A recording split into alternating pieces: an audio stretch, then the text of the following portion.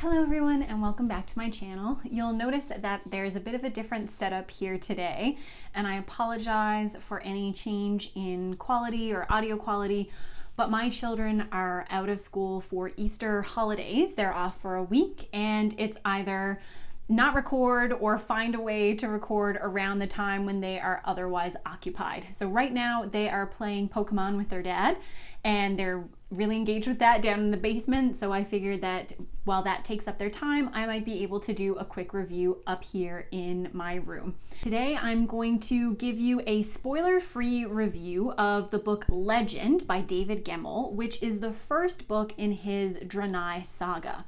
So even though Legend is the first book in this saga or this series, it also works really well as a fantasy standalone. So for anyone who might be looking for some more standalone fantasy novels and want to get a little bit more into classic fantasy, then I think that this would be a great starting point. I'm going to format this like my past reviews, just touch on the various elements of the book and say whether they worked for me or not, and then give kind of a summary of my feelings at the end.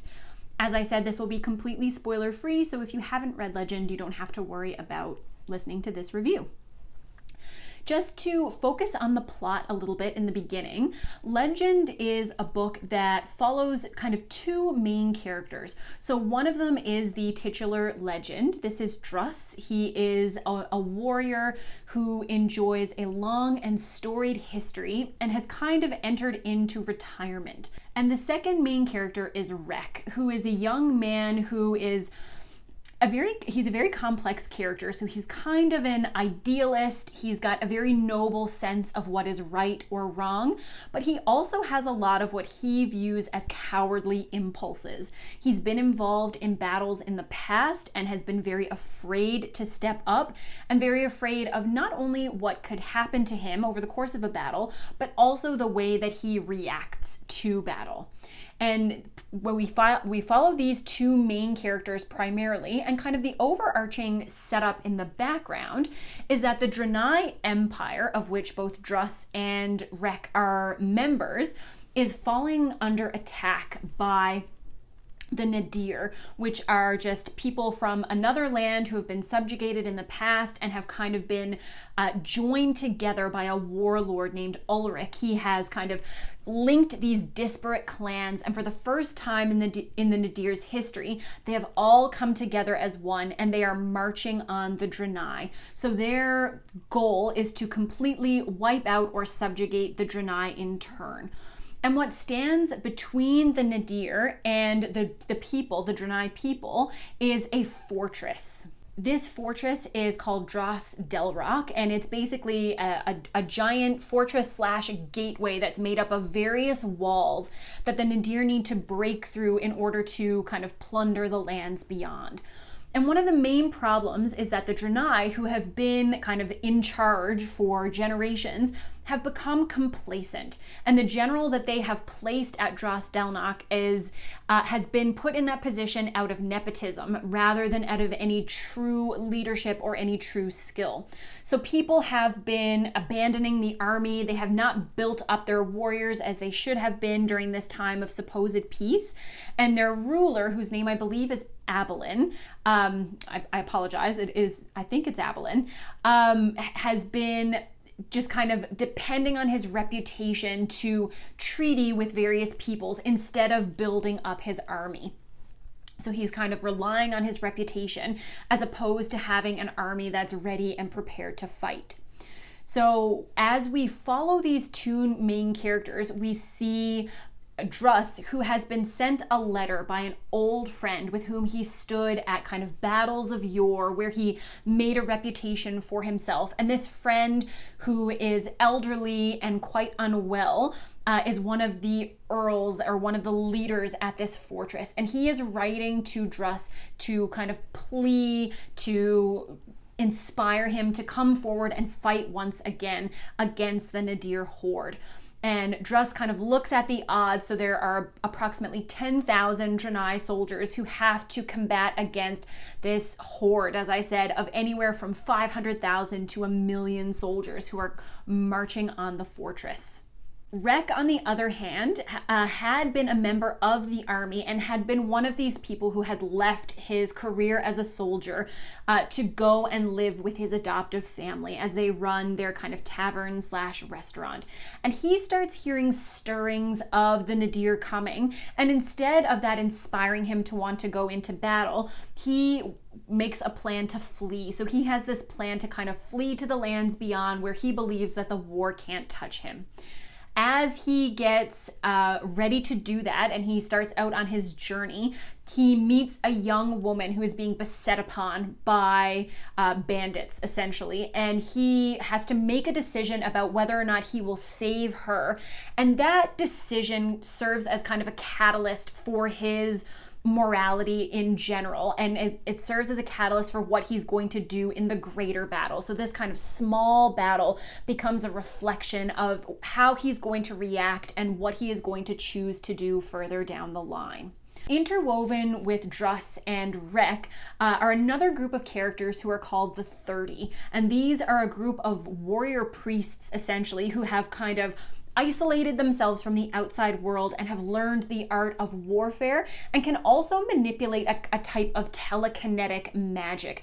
They can travel to some degree into the past or into the future in order to witness or bear witness to events that are yet to happen.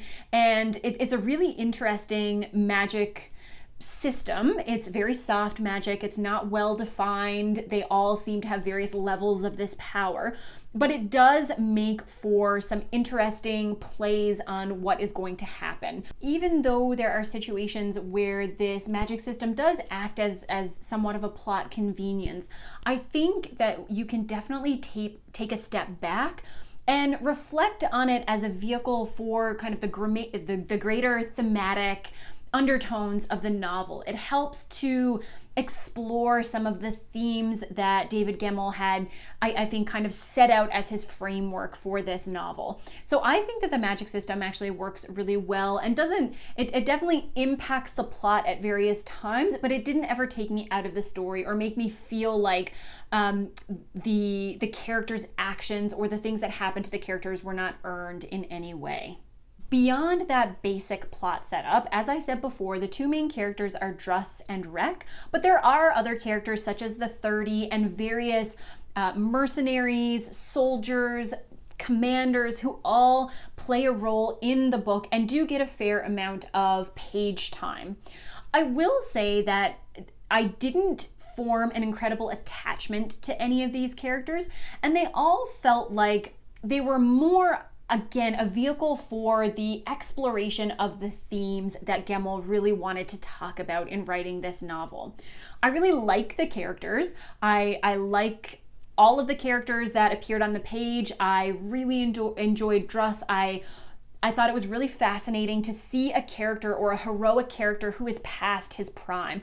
Druss is in his 60s when this novel takes place, and he is kind of reflecting back on his life as a hero, but also just reflecting on what it means to be a hero, what it means to be a man, what it means to have accomplished something in your life. So he's a very fascinating character to follow, and while I didn't feel a lot of emotional attachment to him in the way that I do for some other characters in heroic fantasy, I appreciated the character that he was.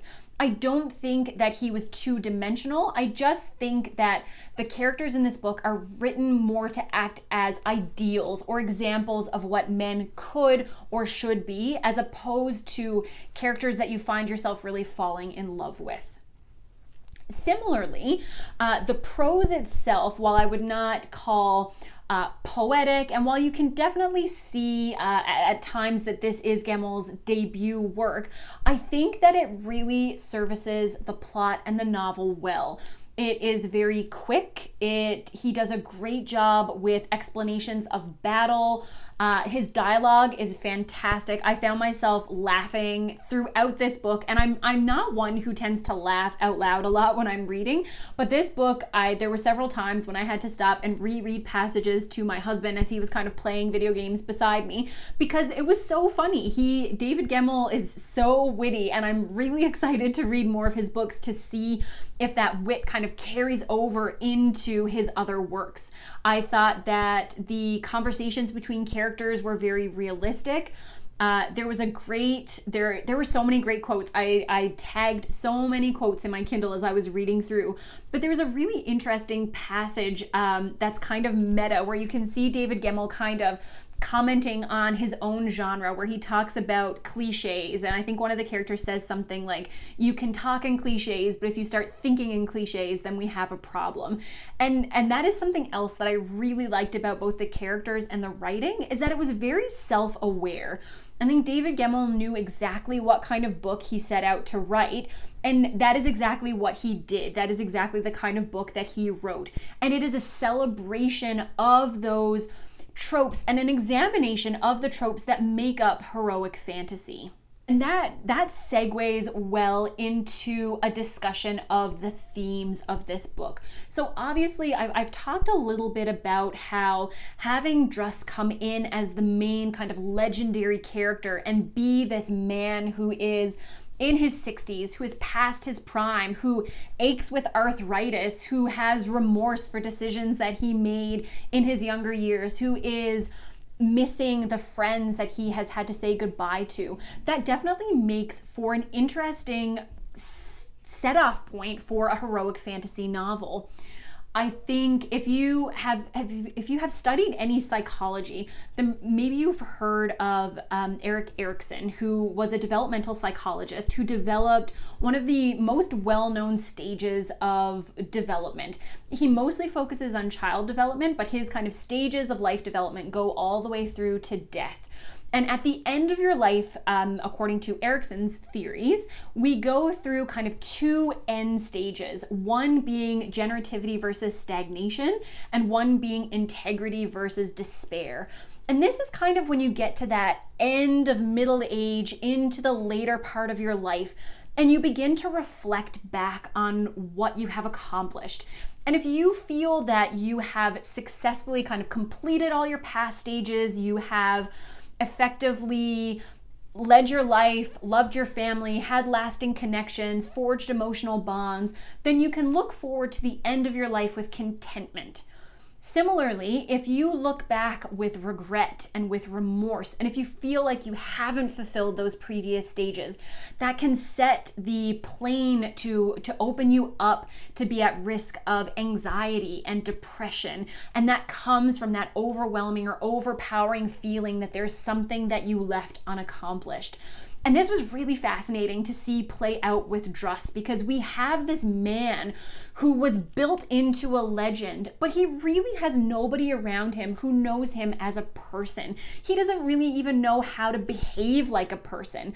And we have these scenes with him that seem like they might be really corny or really clunky if you take them at face value. Like there's a scene when we first are introduced to Druss where he yells out into the mountains. He yells out at death, and death says that he's coming for him.